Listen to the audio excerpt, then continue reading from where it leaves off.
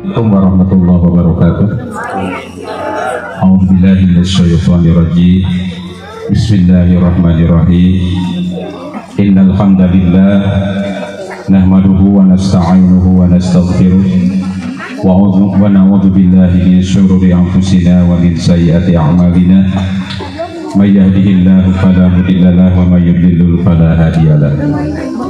Asyhadu an la ilaha illallah wahdahu la syarika lah wa asyhadu anna Muhammadan abduhu wa rasuluhu alladzi la nabiyya ba'dah.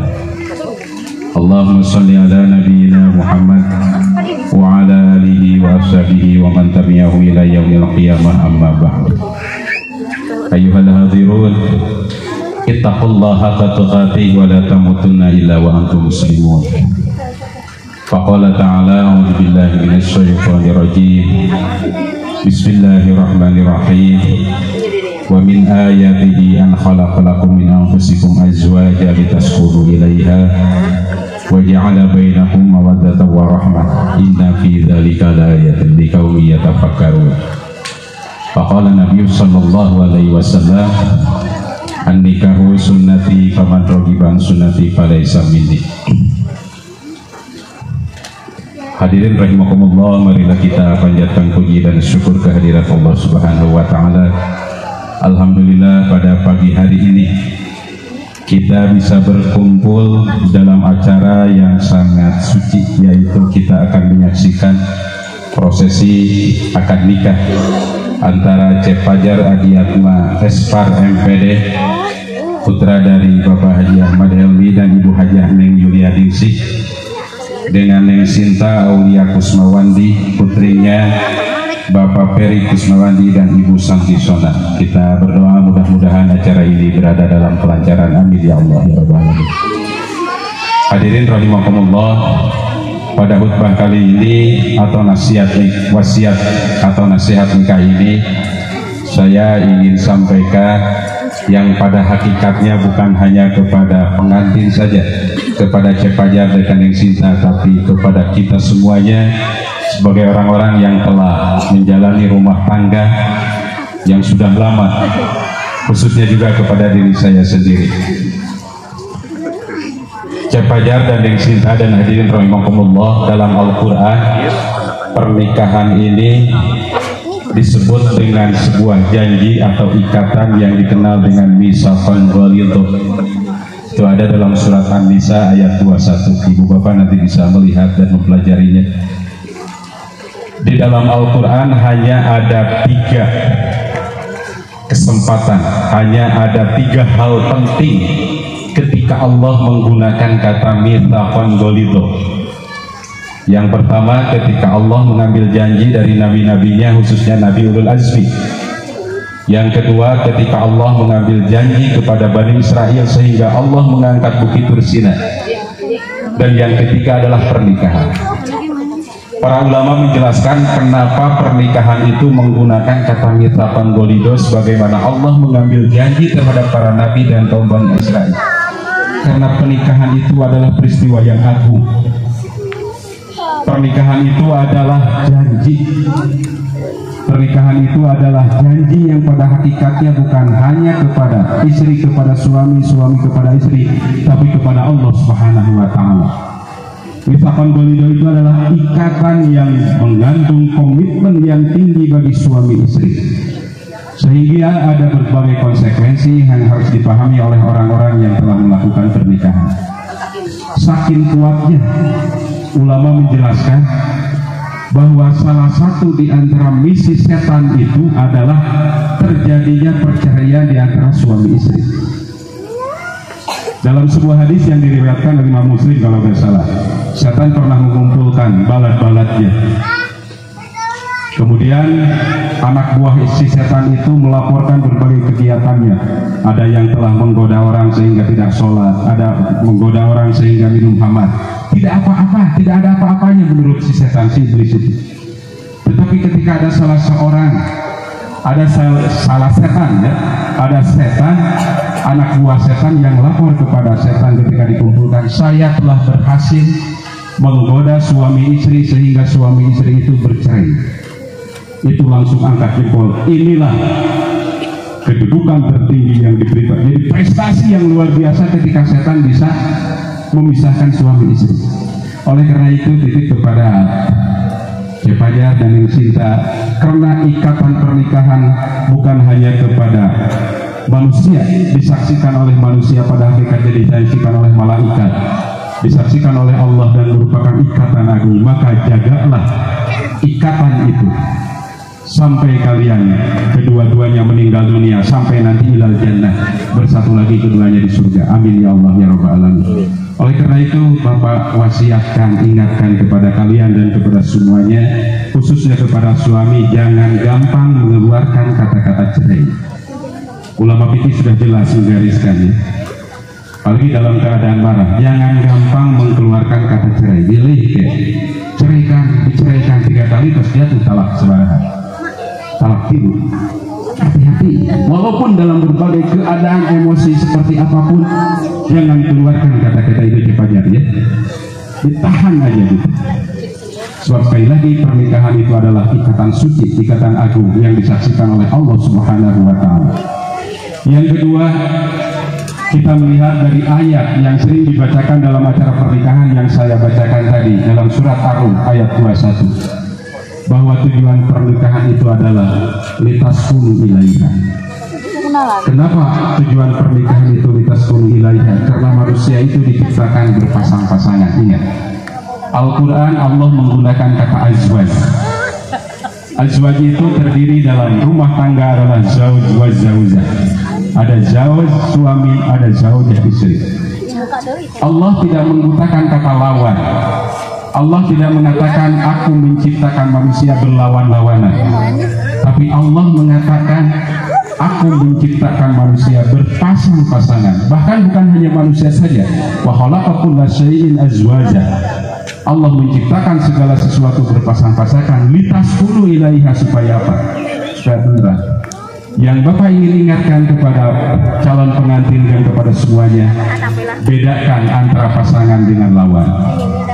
Suami istri itu bukan lawan, tapi suami istri itu adalah pasangan.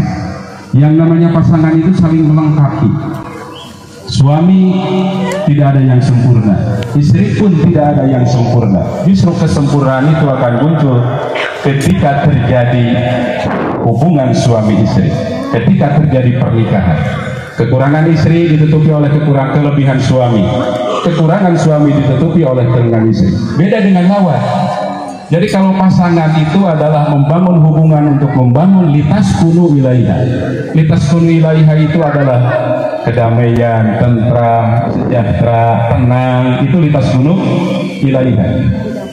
Tapi kalau dalam rumah tangga tidak terjadi litaskunu ilaiha, berarti ada masalah dalam rumah tangganya. Salah satu di antara masalahnya bisa jadi kita tidak menjadikan suami terhadap istrinya, istri kepada suaminya tidak menganggap pasangannya, tetapi menganggap lawan. Sehingga yang muncul bahasa dalam rumah tangga, ada istilah di kita, ayah pemajikan eleh ku salaki, ayah salaki eleh ku pemajikan. Bukan azwaj itu, tapi lawan. Dalam istilah azwaj tidak ada lalaki eleh ku awewe, awewe eleh ku lalaki, tapi yang ada adalah peran masing-masing sebagaimana digariskan oleh Allah dalam surat An-Nisa. Laki-laki adalah qawwamuna 'ala nisa sebagai imam, dan perempuan adalah sebagai makmum. Tidak ada yang mendominasi dalam sebuah rumah tangga.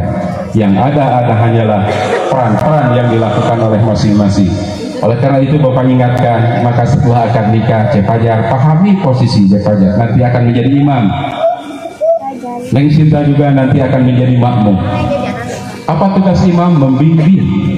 Apa tugas makmum? Taat terhadap imam. Ibu bapak rahimakumullah, saya ingatkan bahwa hidup manusia itu adalah mencari ridho Allah Subhanahu wa Ta'ala. Ada banyak wasilah mencari ridho Allah, dan harus diingat, salah satu wasilah ridho bagi seorang suami, bagi seorang istri, mendapatkan ridho bagi seorang istri itu tidak jauh-jauh, tapi bagaimana ridho suaminya. Ada misalkan ada seorang istri kesana kemari pengajian, kesana kemari melakukan kegiatan-kegiatan, tetapi kalau suaminya tidak ridho dengan kegiatan-kegiatan itu walaupun perbuatan baik, maka bukan ridho Allah yang didapat, tapi sebaliknya laknat Allah yang didapat. Pahami itu Neng Sinta ya? bahwa Neng Sinta nanti setelah suami istri, pintu ridho Allah itu salah satunya ada di siapa? Di suami. Pintalah ridho suami. Segala kegiatan yang dilakukan harus atas izin suami. Ibadah-ibadah sunat, misalkan saum, ulama banyak menjelaskan saum sunat bisa dibatalkan kalau suaminya tidak ridho, kecuali kalau suami memerintahkan hal-hal yang apa? Hal-hal yang jelek. Nah ibu bapak, bagaimana kita memelihara, menciptakan sakinah dalam sebuah rumah tangga? Maka Allah waja'ala bainakum mawaddatan wa rahmah. Allah menjadikan dalam diri manusia itu ada dua cinta. Pertama, hubul mawaddah. Apa yang disebut dengan hubul mawaddah itu adalah cinta yang didasarkan pada ketertarikan fisik. Matak nikah dia Neng Pajar, maaf Cep Pajar kan Neng Sinta, Neng Sinta juga kan Neng Pajar, apa Cep Pajar, beren semoga. Di mana mimitina itu saling tertarik karena apa? Pandangan yang Cep Pajar, mana Neng Sinta teh geus satu dia. Sareng Neng Sinta kan beren Cep Pajar teh lalaki anu panggantengna sakumaha sadunia. Itu adalah hubul mawaddah. Sehingga ulama menjelaskan puncak-puncak hubul mawaddah itu karena adalah ketertarikan terhadap fisik, adalah pelaksanaan hubungan suami istri. Oleh karena itu perhatikanlah hubungan suami istri. Wa ashiruhunna bil ma'ruf, ya. Pergaulah istrimu dengan cara ma'ruf. Kita orang Islam, kita orang Timur tentunya dalam mempergauli istri itu beda dengan orang-orang apa? Dengan orang-orang Barat. Kita punya etika yang telah dibangun, yang telah dicontohkan oleh Rasulullah Shallallahu Alaihi Wasallam. Yang kedua, cecekap mawadah. Sebab menurut ulama hubul mawadah terjadi pada anak muda saja. Jadi misalkan Cep Pajar sareng Neng Sinta nuju tos nikah mah menggebu-gebu gitu. Itu adalah hubul mawadah. Tapi lambat laun komo lamun ke Neng Sinta tos gaduh putra mah nu asalna langsing jadi naon. Jadi genut Neng Papa, misalkan Cep Pajar nu asalna mantan jadi berkerut. Secara fisik manusia itu secara alamiah akan mengalami perubahan-perubahan. Kalau orang hanya mengandalkan hubul mawadah saja, bosan, maka ujung-ujungnya akan terjadi perceraian. Tetapi Allah waja'ala bainakum warahmah juga, bukan hanya al-mawadah. Allah juga nyiptakan ar-rahmah. Apa yang disebut ar-rahmah itu adalah kasih sayang yang tulus, kasih sayang yang tidak didasarkan pada ketertarikan fisik. Apapun adanya bahwa ini adalah suami saya, adapun adanya bahwa ini adalah istri saya. Nanti Pak Kos ini saya yang aja ibu-ibunya gitu ngalamin ibadah bukan wasana kapungkur gagah kena ya nama tas kolota. Upami orang hanya mengandalkan cinta mawadah mah bosan mungkin dia. Maka yang harus dibangun adalah warahmah. Bagaimana cara membangun warahmah? Cara membangun warahmah itu niatkan bahwa rumah tangga itu ikhlas karena Allah. Karena warahmah itu adalah rahmatun. Ar-Rahman itu adalah ismu Allah, salah satu nama Allah. Karena salah satu nama Allah itu kemudian dijadikan oleh Allah, diberikan kepada manusia, maka manusia bisa menciptakan warahmah dalam rumah tangga kalau didasari dengan niat karena Allah. Niatkan Cep Pajar dan Neng Sinta bahwa pernikahan kalian hari ini adalah semata-mata karena Allah, bukan hanya sekedar pelampiasan hasrat seksual saja, tetapi yang lebih agung adalah karena Allah. Sekali lagi, karena Allah. Niatkan karena Allah. Yang harus dihindari ada satu cinta. Itu ada dalam surat Yusuf ayat 30. Ada satu cinta namanya cinta syaghof, dan ini bisa berlaku, bisa dialami oleh siapapun, oleh kita yang rumah tangga. Cinta syaghof itu adalah cintanya menggebu-gebu seseorang, laki-laki terhadap perempuan, perempuan kepada laki-laki, tetapi cintanya itu terlarang. Kasusnya seperti Siti Julaiha. Siti Julaiha mencintai Yusuf. Pada waktu itu Siti Julaiha punya siapa? Masih punya suami. Siti Julaiha dalam posisi masih punya suami, mencintai Yusuf, seorang anak muda yang apa? Yang ganteng. Itu bisa terjadi. Atau sebaliknya, ada seorang istri yang mencintai suami apa? Suami orang. Ada misalkan seorang istri yang dicintai oleh laki-laki. Ingatlah doa Yusuf. Ketika tahu bahwa Julaiha mengejar-ngejar Yusuf, maka Yusuf berdoa kepada Allah, dan ujung-ujung jatuh. Ya Allah, kalau aku terjerumus pada cintaku kepada Julaiha, wa aku minal jahilin, aku ini termasuk orang-orang bodoh. Jangan sampai dalam rumah tangga kita termasuk orang-orang yang bodoh. Misalkan suami mencintai perempuan lain, istri mencintai apa? Suami orang lain. Ketika ada orang yang mencintai kita dan kita masih punya suami, ingatlah bahwa milik kita nupang kasetna suami kita. Ketika ada orang lain yang mencintai Kepajar, harus ingat bahwa Neng Sinta adalah wanita terbaik. Tidak ada lagi wanita yang terbaik milik Kepajar. Ingatlah itu. Dan yang kedua yang dilakukan oleh Nabi Yusuf adalah senantiasa berdoa bahwa ya Allah, aku takut kepada Allah. Khaufullah atau takut kepada Allah itu akan menjadi kunci, harmonisnya rumah tangga dan akan menjadi kunci kelangsungan rumah tangga. Ibu bapak rahimakumullah, hadirin, khususnya kedua calon mempelai, mudah-mudahan apa yang bapak sampaikan ini ada manfaatnya sebagai pengingat bagi calon pengantin, bagi hadirin, khususnya bagi saya. Sekali lagi khususnya bagi saya, mudah-mudahan Allah menjadikan rumah tangga kita rumah tangga yang sakinah, yang dibangun di atas rasa mawaddah dan warahmah, dan mudah-mudahan kita tidak terjerumus kepada kejadian-kejadian yang akan mengganggu rumah tangga kita. Amin ya Allah ya Rabbal